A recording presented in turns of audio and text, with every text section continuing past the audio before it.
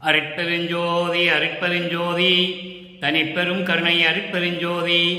எல்லா உயிர்களும் இன்புற்று வாழ்க, வள்ளல் மலரடி வாழ்க வாழ்க, கொல்லா விரதம் குவளையெல்லாம் ஓங்குக, நல்லோர் நினைத்த நலம் பெறுக, நன்றி நினைத்த எல்லோரும் வாழ்க இசைந்து.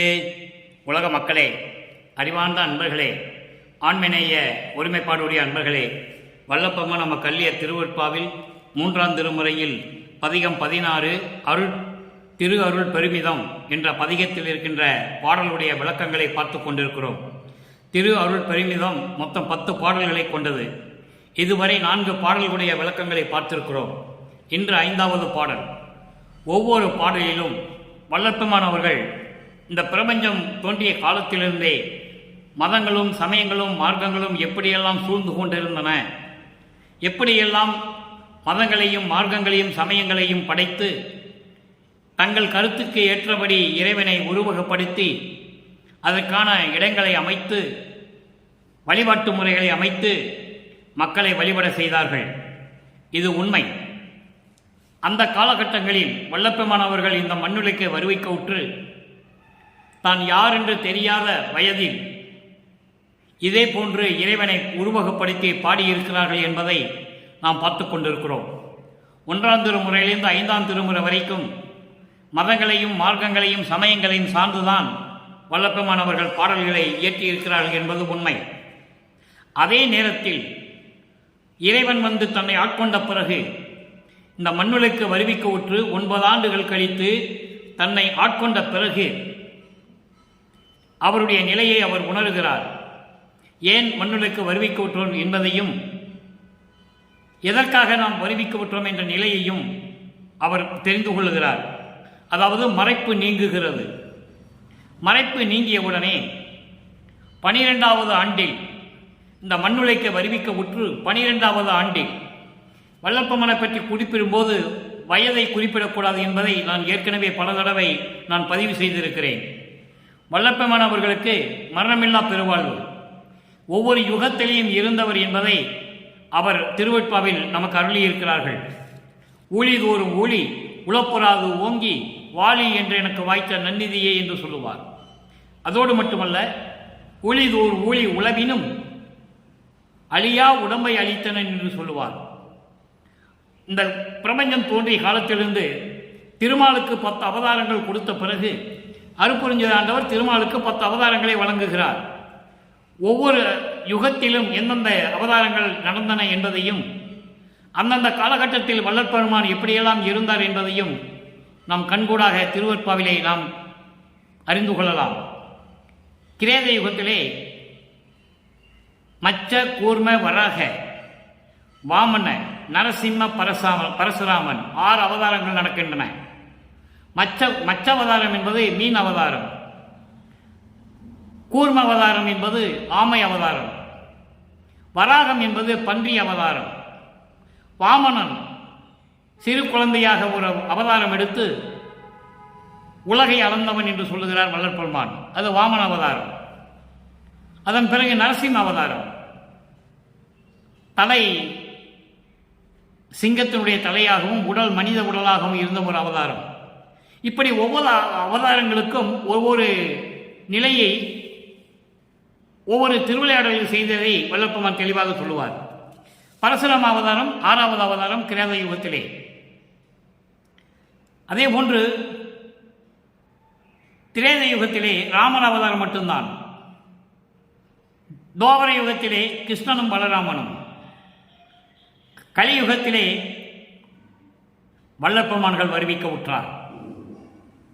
வாமன அவதாரம் அடுத்தபடியாக வரும்போது, பரசுராம அவதாரம் வரும்போது எப்படியெல்லாம் அங்கே அந்த யுகத்திலே வல்லப்பெருமான் இருந்தார்கள் என்பதையும், துவார யுகத்திலே கிருஷ்ணனுக்கு சங்கு சக்கரம் கொடுக்கும்போது எப்படியெல்லாம் அங்கே இருந்தார் என்பதையும் நாம் 1ஆம் திருமுறையிலே சில பாடல்களிலே நாம் கண்கூடாக பார்க்கலாம். கலியுகத்திலே ஒரு தாயின் வழியாக வருவிக்க உற்றவர். மற்ற யுகங்களிலெல்லாம் இறைவனுடைய அருளாற்றலால் அங்கேயே இருந்து கொண்டு இறைவனால் படைக்கப்பட்டவர், மரணமில்லா பெருவாழ்வில் இருந்து கொண்டிருக்கின்றவர். அந்த காலகட்டங்களில் சமயங்களும் மதங்களும் மார்க்கங்களும் சூழ்ந்து இருந்தன. சமரச சுத்த சன்மார்க்கம் அப்போ யாருக்குமே விளங்காது, யாருக்கும் தெரியாது. அதன் பிறகுதான் இறைவன் அருப்பெருஞ்சோதி ஆண்டவர் சமரச சுத்த சன்மார்க்கத்தை உருவாக்கி அதை மக்களிடம் தெரிவிக்க வேண்டுமே என்பதற்காகத்தான் 4 யுகங்களிலுமே கலியுகம் முடிந்துவிட்டது. கலியுகத்தில்தான் கடைசி திருவிளையாடல், இறைவனுடைய திருவிளையாடல். அந்த திருவிளையாடல் தான் வல்லற்பெருமான் வருவிக்க விட்டது. சமரச சுத்த சன்மார்க்கத்தை நிலைநிறுத்துவதற்காகத்தான் 4 யுகங்களிலும் இருக்கின்ற அந்த சமயங்களும் மதங்களும் மார்க்கங்களும் எல்லாம் நீக்கி, அந்த தடைகளை எல்லாம் நீக்கி மக்கள் நேரடியாக இறைவனுடைய அருளை பெற வேண்டும் என்பதற்காக சன்மார்க்க சத்திய நெறிகளை உருவாக்கி தன் மகனிடம் கொடுத்து அருளாட்சி செய்வதற்காகத்தான் வல்லப்பெருமான் அவர்கள் இந்த மண்ணுலைக்கு வருவிக்க விட்டார். அதை நீங்கள் நன்றாக புரிந்து கொள்ள வேண்டும். அவர் ஏற்கனவே இறைவனிடம் இருக்கின்றவர். ஏனாவன் எனினும் யான் அம்மையினின் அடியேன் என அறிந்தேன், உள்ள மகிழ்ந்தேன் என்று சொல்லுவார். இதயம் மலர்ந்தேனே என்று சொல்லுவார். எப்போ? 9 ஆண்டுகள் கழித்து. 9 ஆண்டுகள் கழித்து இறைவன் தன்னை ஆட்கொண்ட பிறகுதான் அதை சொல்லுகிறார். அதே போன்று அந்த நிலைகளில் வல்லற்பெருமான் எப்படியெல்லாம் இறைவனை உருவகப்படுத்தினார், எப்படி உருவகப்படுத்தி இறைவனுடைய ஆற்றலை சொன்னார். திரு அருள் பெருமிதம் என்பது இறைவனுடைய அருளை பெருமிதமாக சொல்லுவது. எப்படிப்பட்ட அருளையெல்லாம் பெற்றுக்கொண்டிருந்தார் இறைவன் என்பதையும், அதன் பின் சமரச சுத்த சன்மார்க்கத்தை பெற்ற பிறகு அதே இறைவன் சத்தியஞான சபையிலே அமர்ந்து கொண்டு எப்படியெல்லாம் அருளாற்றல் செய்து கொண்டிருக்கிறார் என்பதையும் ஒப்பிட்டு சொல்லுகிறார். அதை தான் நாம் பார்த்து கொண்டிருக்கிறோம். இதை ஏன் நம்ம பார்க்கிறோம் என்றால், மக்களுக்கு இருக்கிற குழப்பம் நீங்க வேண்டும்.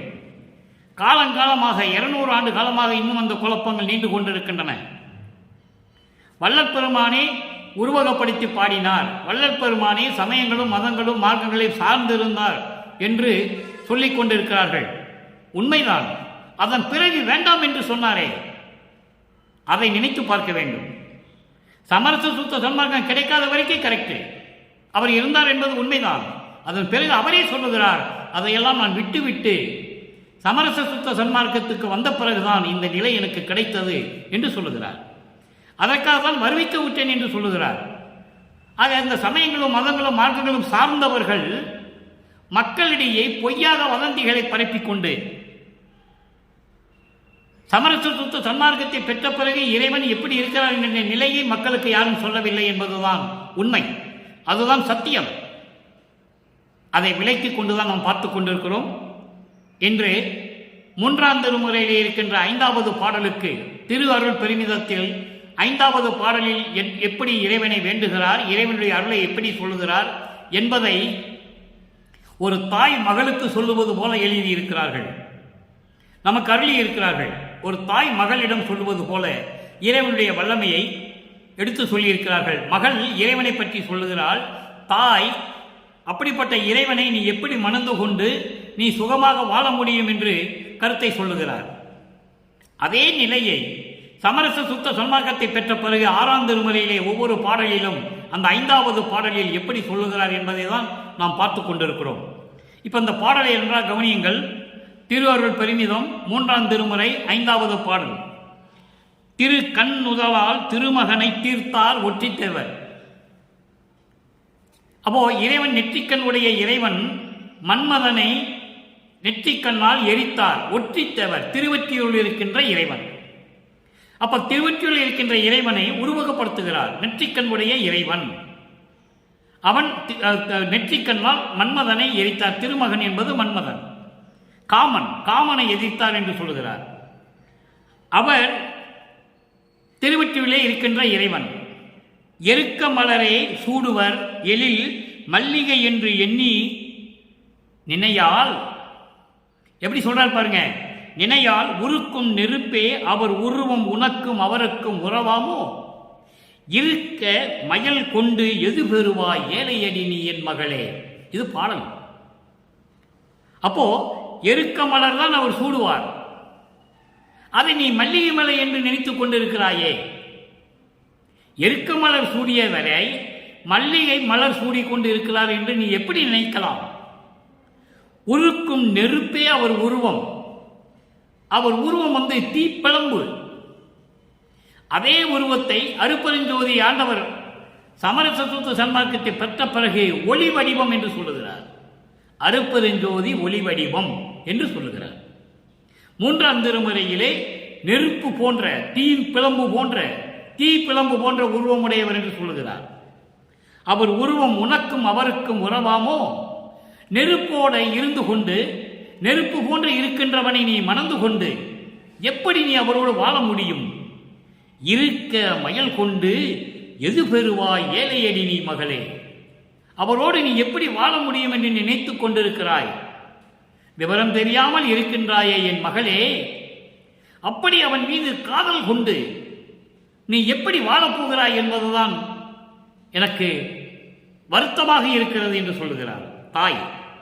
இதனுடைய கருத்து என்னவென்றால், இறைவன் நெற்றிக் கண்ணால் காமனை எரித்தார், அதாவது மன்மதனை எரித்தார். அவர் திருவற்றியுள் இருக்கின்ற இறைவன்.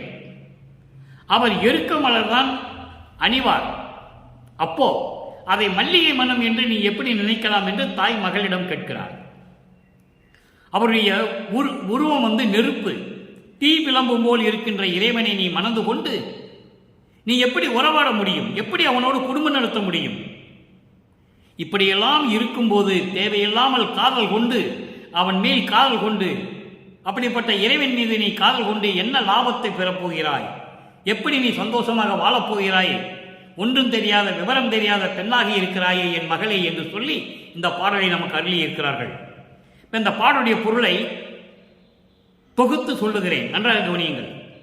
அருளுடைய நெற்றிக் கண்ணால் மன்மதனை எரித்தார், அவர்தான் திருவொற்றியூரில் விளங்கும் இறைவன். எருக்க மலர்களைத்தான் அணிந்து கொள்ளுவார், அதை மணக்கும் மல்லிகை மலர் என்று நினைத்தால் எப்படி? மகளிடம் சொல்லுகிறார், தாய் சொல்லுவது போல சொல்லுகிறார். தன்னை மகளாக உருவகப்படுத்தி ஒரு தாய் மகளிடம் எப்படி சொல்லுவாள்? அவனுக்கு ஒன்று லாய்க்கில்லாதவனை அவனை எப்படி நீ கல்யாணம் பண்ணிட்டு நீ குடும்பம் நடத்துவ என்று சொல்லுவது போல சொல்லுகிறார். உருக்கும் நெருப்பு போன்றவர் அவருடைய மேனி, உனக்கும் அவருக்கும் எப்படி பொருத்தமாகும்? உறவாட முடியாதே, நெருப்பை கட்டி ஆள முடியாதே. அதோடு மட்டுமல்ல, அப்படி இருக்கும்போது அவர் மீது நீ காதல் மயக்கம் கொண்டு வாழ நினைத்தது எப்படி? என்ன பலன்களை நீ பெறப்போகிறாய்? இதையெல்லாம் தெரியாத பெண்ணாக இருக்கிறாயடி என் தோழி, என் மகளே என்று சொல்லுகிறார். விவரம் தெரியாத பெண்ணாக இருக்கிறாயே என் மகளே என்று சொல்லி இந்த பாடலை நமக்கு அருளி இருக்கிறார்கள் வல்லப்பமானவர்கள். எனவே அன்பர்களே, இந்த பாடலில், அதாவது மதங்களும் சமயங்களும் மார்க்கங்களும் சூழ்ந்திருந்த காலகட்டங்களில் தான் யார் என்ற தெரியாத நிலையில் வல்லப்பமான் எப்படி இறைவனை உருவகப்படுத்தினார், எப்படியெல்லாம் இறைவனுடைய ஆற்றலை பெருமிதமாக சொல்லுகிறார், அப்படிப்பட்ட இறைவனை சமரச சுத்த சன்மார்க்க பெற்ற பிறகு எப்படி தாய் சொல்லுகிறாள், மகளை பார்த்து தாய் சொல்லுகிறார். நன்றாக கவனியுங்கள். பதிகம் 75 6ஆம் திருமுறை நற்றாய் கூறல். அன்பர்களை, இன்று பார்த்த இந்த 5வது பாடலில் 3 நிலைகளை நான் உங்களுக்கு விளக்கி சொல்ல வேண்டும். ஒன்று, இறைவனை உருவகப்படுத்தி சொல்லுவது. கண் நுதலார் என்பது நெற்றிக்கண் உடைய இறைவன் காமனை எரித்தான் என்று உருவகப்படுத்துகிறார். அந்த இறைவன் திருவொற்றியூரில் இருக்கிறார் என்று சொல்லுகிறார். அதோடு மட்டுமல்ல, எருக்க மலர் சூடுவார் அவர் என்று சொல்லுகிறார். அதை நீ மல்லிகை மலர் என்று நீ நினைத்துக் கொண்டிருக்கிறாயே என்று தாய் கூறுகிறாள் மகளிடம். இது 2 நிலைகள். 3வது, உருக்கும் நெருப்பே அவருடைய உருவம், அவரை திருமணம் செய்து கொண்டு நீ எப்படி உறவாட முடியும் என்று சொல்லுகிறார்கள். இந்த 3 நிலைகளுக்கும் சமரச சுத்த சன்மார்க்கத்தை பெற்ற பிறகு இறைவனுடைய நிலை என்ன, எப்படி அருளை பெற்றுக் கொண்டார், எப்படி இறைவனோடு இரண்டர கலந்து கொண்டார் என்பதை நான் உங்களுக்கு விளக்கி சொல்ல வேண்டியது எனது கடமை. இறைவன் தயவோடும் கருணையோடும் அளித்த விளக்கத்தை தான் உங்களுக்கு நான் கூறிக்கொண்டிருக்கிறேன். இப்போ அந்த 75வது பதிகம் நற்றாய் கூறல் என்ற பதிகத்திலே 5வது பாடல், 3ஆம் திருமுறையிலே நாம் பார்த்த பாடல் 5வது பாடல். அதே பாடலுக்கு, அதே நிலைக்கு சமரச சுத்த சன்மார்க்கத்தை பெற்ற பிறகு 6ஆம் திருமுறையிலே தாய் சொல்லுகிறாள், அடுத்து நான் உன்னை கலந்து அனுபவிக்க ஆசை மேற் பொங்கியது என்றாள். அடுத்து நான் உன்னை கலந்து அனுபவிக்க ஆசை மேல் பொங்கியது, ஆசை மேல் பொங்கியது என்றால் இறைவனை அணைத்து கட்டிக்கொண்டு இறைவனோடு கலந்து அணிவிக்க என் ஆசைகள் பொங்கி எழுகின்றது என்று சொல்லுகிறாள். மகளுடைய நிலையை தாய் சொல்லுகிறாள். நல்லா கவனிக்கணும் நீங்க. அப்போ என்னை அணைத்து இறைவனை அணைத்து கட்டி கொண்டு கலந்து கொண்டு நான் அனுபவிக்க ஆசை மேல் பொங்கியது என்று சொல்லுகிறாள். தடித்திட முடியாது இனி சிறு பொழுதும், தடித்திட முடியாது இனி சிறு பொழுதும் தலைவனே தாழ்த்திடேல் என்றாள். இனிமே நான் பொறுத்துக்க முடியாது, என்னை யாரும் தடுக்கவும் முடியாது, இனி கொஞ்ச நேரம் கூட என்னால் சகித்து கொள்ள முடியாது, பொறுத்து கொள்ள முடியாது. தலைவனை தாழ்த்திடேல் என்றால் இறைவனை தலைவனாகவும் தன்னை தலைவியாகவும் நினைத்து இந்த பாடலை அருளியிருக்கிறார்கள்.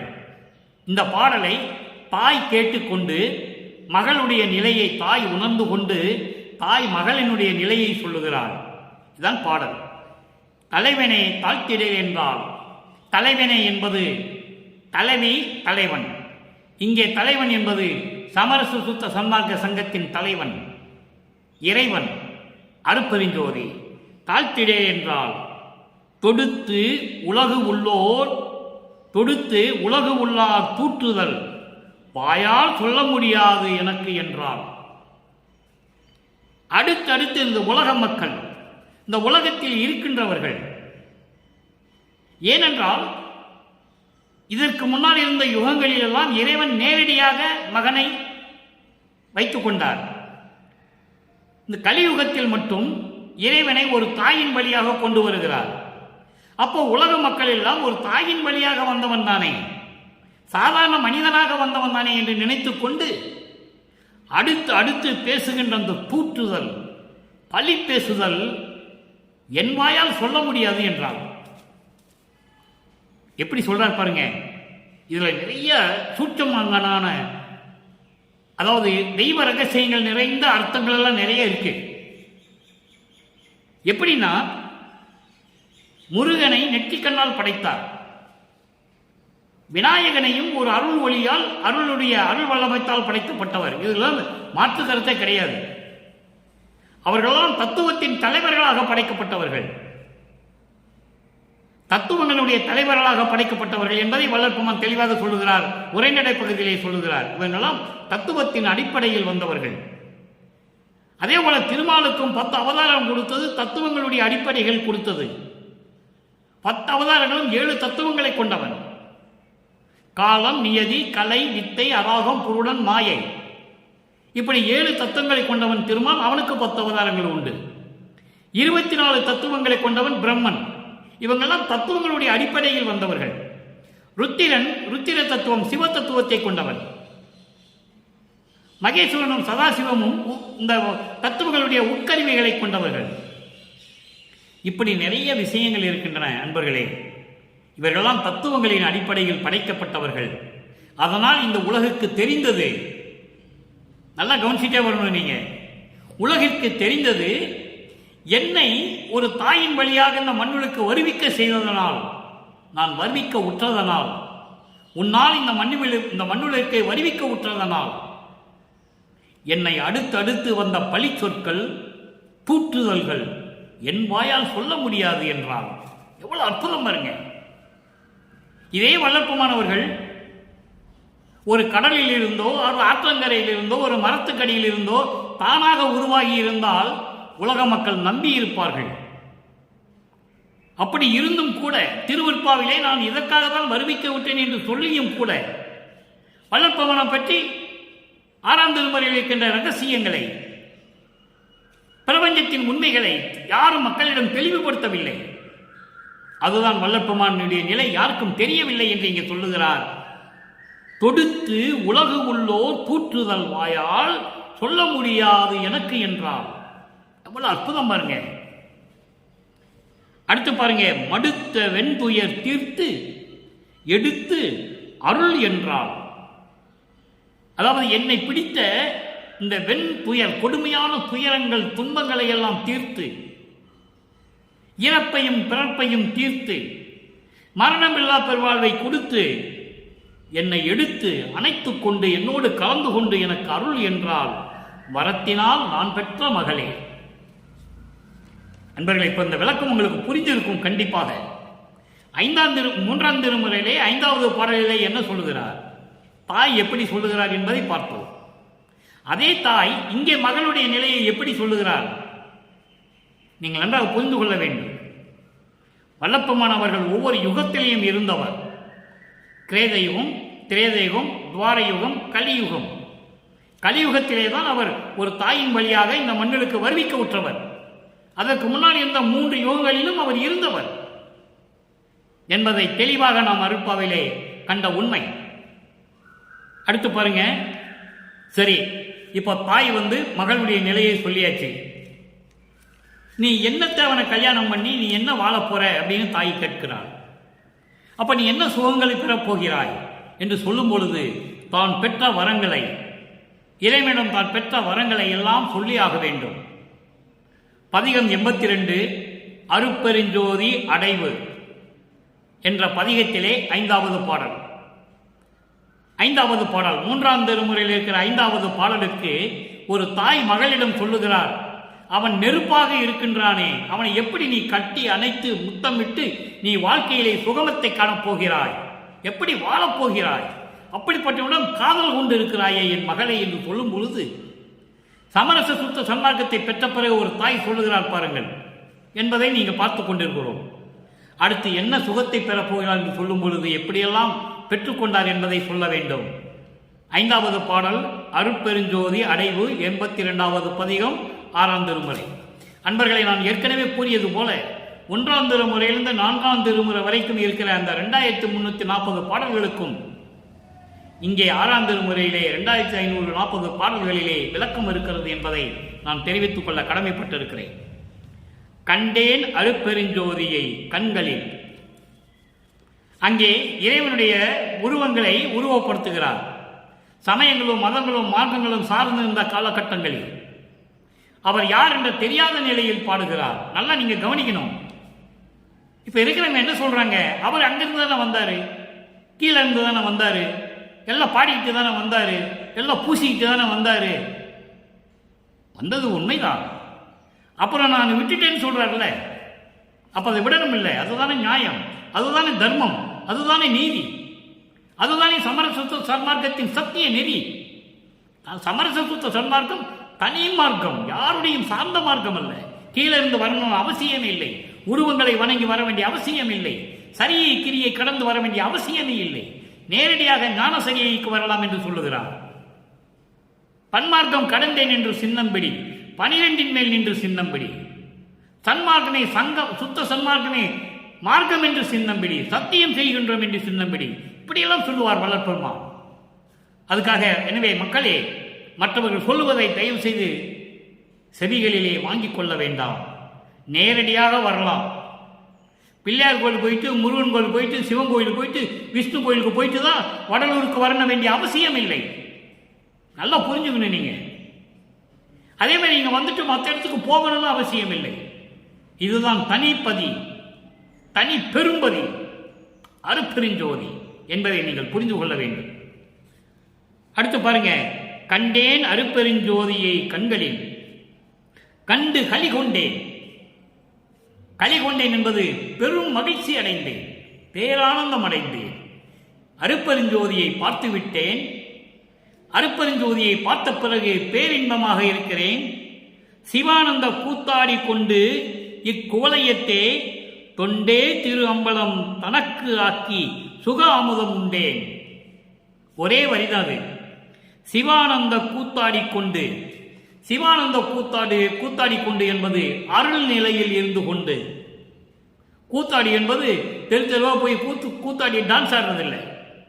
சிவானந்த கூத்தாடி கொண்டு என்பது பேரின்பமாக இருந்து கொண்டு இந்த உலகத்திலே, குவலயம் என்பது இந்த உலகம், இந்த உலகத்திலே தொண்டே திரு அம்பலம் தனக்காக்கி, சத்திய ஞான சபையை தனதாக்கி, உயிர்களை எல்லாம் தனதாக்கி, அம்பலம் தனக்காக்கி சுக அமுதம் உண்டே. இறைவனுடைய பேரின்பத்தை நான் உண்டேன் உயிர் தலைத்து ஓங்குகின்றேன். மரணமில்லா பெருவாழ்வில் இருந்து கொண்டிருக்கிறேன். உள் ஊப்புறவே, உள்ளம் மகிழ்படவே. ஆக அருட்பெருஞ்சோதியை நான் பார்த்து விட்டேன். அருட்பெருஞ்சோதி ஆண்டவரை பார்த்த பிறகு நான் பேரின்பமாக இருக்கின்றேன். அருளாட்சி செய்து கொண்டிருக்கிறேன். அருளால் செய்து கொண்டது மட்டுமல்ல, இந்த உலகத்திலே நான் சத்திய ஞான சபையை உரிமையாக்கிக் கொண்டேன். சத்திய ஞான சபை என்பது உயிர்களின் இருப்பிடம், உயிரினங்களின் இருப்பிடம். அதுதான் சத்திய ஞான சபை. அங்கேதான் இறைவன் இருக்கிறார். அருட்பெருஞ்சோதி ஆட்சி சுகாமுதம் உண்டேன் உயிர் தலைத்து ஓங்குகின்றேன் உள் ஓப்புறவே, என் உள்ளம் மகிழவே என்று சொல்லுகிறார். அடுத்த ஒரு பாடல் பாருங்க, திரு அருள்கொடை. 3ஆம் திருமுறையிலே நாம் பார்த்த 5வது பாடலுடைய பதிகம் திரு அருள் பெருமிதம். இறைவனுடைய அருளுடைய பெருமிதம், இறைவனுடைய அருளாற்றலுடைய பெருமிதம், பெருமையாக சொல்லுவது. அதை எப்படி பெற்றுக்கொண்டார்? அந்த அருள் கொடையை பெற்றதை சொல்லுகிறார் 5வது பாடல், பதிகம் 89, திரு அருள் கொடை 5வது பாடல். பாடலை நன்றாக கவனியுங்கள். இந்த பிரபஞ்சம் தோன்றிய காலத்திலிருந்து நான் ஏற்கனவே கூறியது போல எந்த முனிவனும் எந்த ரிஷியும் யாரும் சொன்னதில்லை. கோடான கோடி பேர்கள் தோன்றினார்கள். யாரும் நான் 5 தொழிலை செய்து கொண்டு இந்த பிரபஞ்சத்தை இயக்கிக் கொண்டிருக்கிறேன் என்று யாரும் சொல்லவில்லை. இறைவன் என்னோடு 2 கலந்து கொண்டான் என்றும் யாரும் சொல்லவில்லை. அதை சொல்லுகிறார் பாருங்கள். முத்தொழிலோ 5 தொழிலும் முன்னி மகிழ்ந்து என கழித்தாய், புத்தமதம் உண்ணுவித்து இந்தப்பா அருளமதம் கூட கொடுக்கல, ஊட்டுகிறார். அருளமதத்தை ஊட்டுகிறார். புத்தமதம் உண்ணுவித்து ஓர் பொன் அணி என் கரத்து அணிந்தாய். பொன் அணி என் கரத்து அணிந்தாய் என்பது ஒரு கணையாளி என்று சொல்லலாம். அருள் வல்லமை படைத்த ஒரு கணையாளி. சித்தர் என்னும் நின் அடியார் திருச்சபையில் நடியிருத்தி, சித்தர் என்னும் நின் அடியார், இங்கே சித்தர் என்னும் நின் அடியார் என்பது சாதுக்கள், சமரச சுத்த சன்மார்க்கத்தை சேர்ந்த சாதுக்கள், இறைவனையை நம்பி இருக்கின்ற சாதுக்கள், கொலையும் புலையும் தவிர்த்து சைவ நெறியிலே இருந்து கொண்டு இரவும் பகலும் இறைவனை சிந்தித்துக் கொண்டிருக்கின்ற அடியார்கள், அவர்கள்தான் சித்தர்கள் என்று சொல்லுகிறார். அவர்களை சாதுக்கள் என்று சொல்லுகிறார். சாதுக்கள் திருச்சபையில் நடுயிருத்தி, அவர்கள் கூடியிருக்கின்ற அந்த சபையினுடைய நடுவிலே என்னை இருக்க செய்து சித்து உருவில் வளர்க்கின்றாய். சித்து உருவம் என்பது மெஞ்ஞான வடிவம்.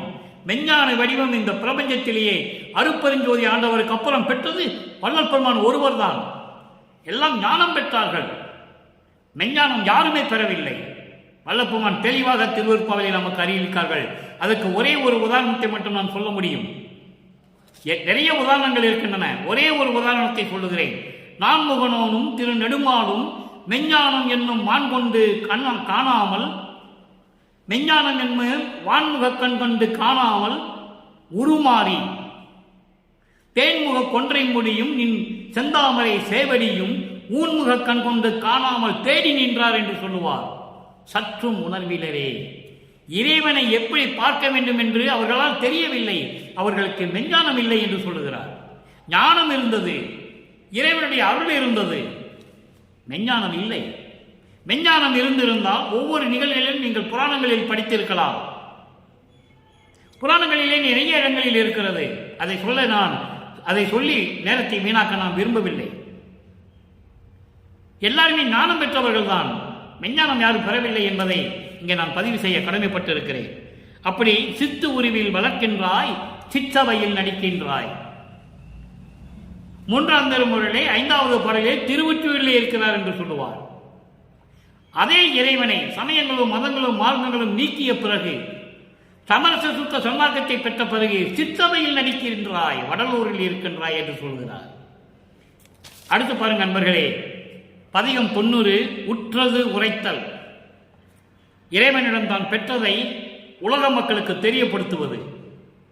இதையெல்லாம் வள்ளல் பெருமானுடைய நிலையை மக்களிடம் யாருமே சொல்லவில்லை அன்பர்களே. மனம் வேதனைப்படுகிறது, மனம் வெம்புகிறது. இப்படிப்பட்ட இறைவனை மக்களிடம் சொல்லாமல் விட்டுவிட்டார்கள். உற்றது உரைத்தல். அங்கேயும் 5வது பாடல். ஒளித்தேன் அவலம், ஒளித்தேன் அவலம். எல்லா அவலங்களையும் இலிகளையும் இழிவான நிலைகளையும் நான் ஒழித்து விட்டேன். அச்சமெல்லாம் ஓட துணர்ந்தேன். எல்லா அச்சமும் என்னை விட்டு நீங்கிவிட்டன. உருகன் எல்லாம் கழித்தேன். உருகன் எல்லாம் கழித்தேன் என்பது உலகியலுடைய விளக்கம் என்பது திஷ்டி கழிப்பது.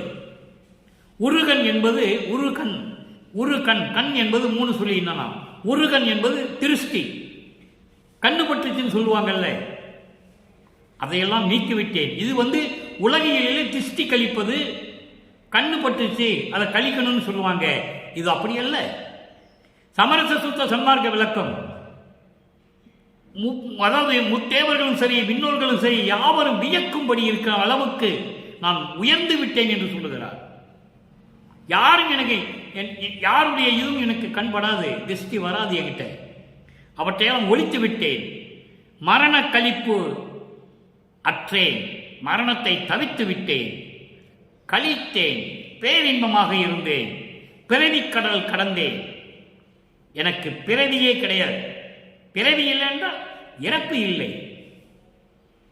பெற்றேன் என்றும் இரவாமை வேதம் தவிர்ந்தே இறைவன் என்னை உற்றை கலந்தான். நானும் அவரை உற்றை கலந்தேன் ஒன்றானோம். எற்றை அடியேன் செய்த தவம் யாரே புரிந்தார். எப்படி சொல்றார் பாருங்க. உலக மக்களுக்கு அதை சொல்றாரு. உலக மக்களே நீ வாழ்க வாழ்க துணியற்றே தெளிவா சொல்லுவார். ஆக அப்படிப்பட்ட நிலையை நான் கடந்து விட்டேன். பழித்தேன் சிற்றம்பலம் என்னா பாட்டை மறந்தேன். சிற்றம்பலத்திலே இருக்கின்ற உன்னை நினைப்பதையே நான் மறந்துவிட்டேன் என்றால் நான் எப்போதும் உன்னை நினைத்துக் கொண்டிருக்கிறேன் என்று சொல்லுகிறார். எப்பொழுதுமே உன்னை நான் நினைத்துக் கொண்டிருக்கிறேன். அதனால் சொல்றார், பழித்தேன் சிற்றம்பலம் என்னா பாட்டை மறந்தேன். எப்பொழுதும் எந்த நிமிடமும் உன்னை நினைத்துக் கொண்டே இருக்கின்றேன் என்று சொல்லுகிறார். அதாவது பரம்பரத்தை விழித்தேன். பரம்பரம் என்பது கடவுள் நிலை. கடவுள் நிலை என்பது 16வது நிலை. 16வது நிலை என்பது கடவுள் நிலை அறிந்து அம்மையமாதல். கடவுள் நிலை அறிந்து அம்மையமாவது ஞானத்தில் ஞானம். அதுதான் 16வது நிலை. கருத்தின்படி எல்லாம் விளையாடுவதற்கு விரைந்தேனே. நான் எப்படியெல்லாம் நினைத்தேனோ, இந்த பிரபஞ்சத்தை நான் எப்படியெல்லாம் இயக்க வேண்டும் என்று நினைத்தேனோ அப்படியெல்லாம் நான் விரைந்தேன். விரைந்தேன் என்பது செயலாற்றி கொண்டிருக்கிறேன். என் தந்தை செயலாற்ற சொன்னார், நான் செயலாற்றி கொண்டிருக்கிறேன் என்று சொல்லுகிறார். அடுத்து 95வது பதிகம் பேரருள் வாய்மையை வியத்தல். பேரருளுடைய வாய்மையை, அதனுடைய சத்தியத்தை, உண்மையை நினைத்து வியப்பாக சொல்லுவது. அதுவும் 5வது பாடல். வாதித்த மாயை வினை ஆணவம் என்னும் வன்மலத்தை சேதித்து என் உள்ளம் திருக்கோயிலாக கொண்டு சித்தியெல்லாம் போதித்து உடம்பையும் பொன் உடம்பாக்கி நற்புத்தமுதம் சாதித்து அருளிய நின் அருளுக்கு யான் செய்யத்தக்கது என்னை. இது பாடல். வாதித்த மாயை என்பது ஏற்கனவே துன்புரித்துக் கொண்டிருந்த இந்த மாயை, வினை என்பது கர்மம், ஆணவம், இந்த 3 மாயைகளையும் கொடுமையான இந்த மலங்களை எல்லாம் நீக்கி, சேதித்து என்பது நீக்கி, விலக்கி, அறுத்து, எப்படி வேணாலும் எடுத்துக்கொள்ளலாம். அறுத்து என் உள்ளம் திருவுயலாக கொண்டு, என் உள்ளம் திரு கோயிலாக கொண்டு என்றால் என் உள்ளத்திலேயே சத்தியஞான சபையாக நினைத்து, சத்திய ஞான சபை என் உள்ளத்தில் கண்டனன் சொல்வார், என் உள் கண்டனன். சத்திய ஞான சபையை என் உள் கண்டனன் என்று சொல்லுவார் ஒரு பாடலிலே. அதுதான் திருக்கோயில் நமக்கு. அப்படிப்பட்ட திருக்கோயிலை என் உள்ளத்திலே இருக்கின்ற சத்திய ஞான சபையை கண்டு எனக்கு கொடுத்து சித்தியெல்லாம் போதித்து, சித்தி எல்லாம் போதித்து, எல்லா சித்திகளையும் அருள் வல்லமைகளை எல்லாம் எனக்கு சொல்லிக் கொடுத்து உடம்பையும் பொன் உடம்பாக்கி, உடம்பையும் பொன் உடம்பாக்கி, பொன் உடம்பு என்பது சுத்த தேகமாக்கி, சுத்த தேகம் என்பது மலர் மனம் வீசக்கூடிய தேகம். இறைவனுக்கு சுத்த தேகம் மலர் மனம் வீசும், புரோண தேகம் திருநீறு மனம் வீசும், ஞான தேகம் கற்பூர மனம் வீசும். இந்த 3 தேகங்களுக்கும் 3 மனம் உண்டு. அதே போன்று அருப்பெருஞ்சோதி ஆண்டவருடைய மகனாகிய வள்ளல் பெருமானுக்கும் 3 தேகங்கள் உண்டு, 3 மனங்கள் உண்டு. அதை தான் இங்க தாய் சொல்லுகிறார். அவன் உடம்பு எருக்கு மலர் சூடுறவன, எருக்கு மலரை சூடுகின்றவனை போய் நீ அது மல்லிகை மலர் நினைச்சுக்கிட்டு இருக்கிறையே, இது எப்படின்னு கேட்பான். இன்று நான் பார்த்த பாடலிலே அவர் மல்லிகை மலர் சூட வேண்டியதில்லை, உடம்பே மல்லிகை மனம் உடையது. நல்லா புரிஞ்சுக்கணும் நண்பர்களே.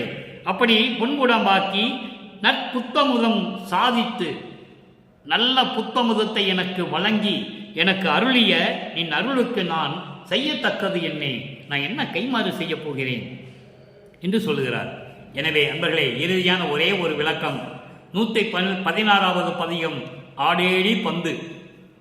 ஆடேடி பந்து என்பது அதாவது ஆனந்தத்தினுடைய மேல் எல்லை. ஆடேடி பந்து என்பது ஒரு நிலை. தோழியும் இவரும் பந்து ஆடுவது போல அந்த நிலையை சொல்லுகிறார். அவ்வளவுதான். அது ஆனந்தத்தினுடைய மேல் எல்லை. அதற்கு ஈடு இணையே கிடையாது. அதைதான் ஆடேடி பந்து என்ற பதியத்திலே 5வது பாடலிலே சொல்லுகிறார். தப்பாலே சகத்தவர் சாவே துணிந்தார். தப்பாலே என்பது தவறான நெறிகளை கொண்ட, புல் நெறிகளை கொண்ட, துன்மார்க்கத்தை உடைய சமயங்களும் மதங்களும் மார்க்கங்களெல்லாம் சேர்ந்து கொண்டு அவற்றில் சொல்லப்பட்ட வழிமுறைகளை எல்லாம் கடைபிடித்து உலகத்தவர்கள் எல்லாம் சாவே துணிந்தார், இறந்து கொண்டிருக்கிறார்கள். தாம் உளம் நாண நான் சாதலை தவிர்த்தேன். அவர்களுடைய உள்ளம் வெட்கப்படும்படி நான் இறப்பை நீக்கிவிட்டேன்.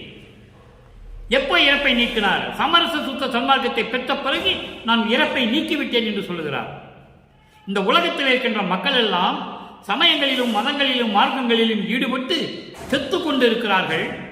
அவர்கள் வெட்கப்படும்படி நான் இறப்பை நீக்கிவிட்டேன். எப்பாலும் எக்காலும் இருத்தலே பெற்றேன். எப்பாலும் எக்காலும் இருத்தலை பெற்றேன். நான் மரணமில்லா பெருவாழ்வை பெற்றேன் என்று சொல்லுகிறார். எவ்வளவு அற்புதம் பாருங்க. எப்பாலும் எக்காலும் இருத்தல் என்பது மரணமில்லா பெருவாழ்வில் இருப்பது. இந்த பிரபஞ்சம் தோன்றிய காலத்திலிருந்தே வல்லபெருமான் இருந்து கொண்டிருக்கிறார். இப்பவும் இருந்து கொண்டு அருளாட்சி செய்து கொண்டிருக்கிறார். எங்கே? சித்தி வளாகத்திலே. அப்போ இருத்தலை பெற்றேன், மரணமில்லா பெருவாழ்வை பெற்றேன். என் தோழி நீ நிரூழி வாழ்வாயாக. தோழி என்பது உள்ளத்திடம் சொல்லுகிறார். உள்ளத்தை தோழியாக வர்ணனை செய்து, தன்னை தலைவியாக வர்ணனை செய்து, இறைவனை தலைவனாக வர்ணனை செய்து இந்த பாடலை நமக்கு அருளியிருக்கிறார்கள். தோழியிடம் சொல்லுகிறார், தோழி, உலக மக்கள் இதுவரைக்கும் சமயங்களிலும் மதங்களிலும் மார்க்கங்களில் பெற்று துன்புற்றுக் கொண்டு இருந்து கொண்டு செத்து கொண்டிருக்கிறார்கள். நான் அந்த இறப்பை தவிர்த்து விட்டேன். எப்பொழுதும் எக்காலத்தும் இருக்கும்படியான மரணமில்லா பெருவாழ்வை நான் பெற்றுவிட்டேன். என் தோழி, நீயும் நீடூழி வாழ வேண்டும். என்னோடு கூடி, எப்படி சொல்றார் பாருங்க, என்னோடும் கூடி, உள்ளத்திடம் சொல்லுகிறார், என்னோடும் கூடி துப்பாலே விளங்கிய சுத்த சன்மார்க்க ஜோதி என்று ஓதிய வீதியை விட்டு அப்பாலே போகாமல். இது ஒரே வரி.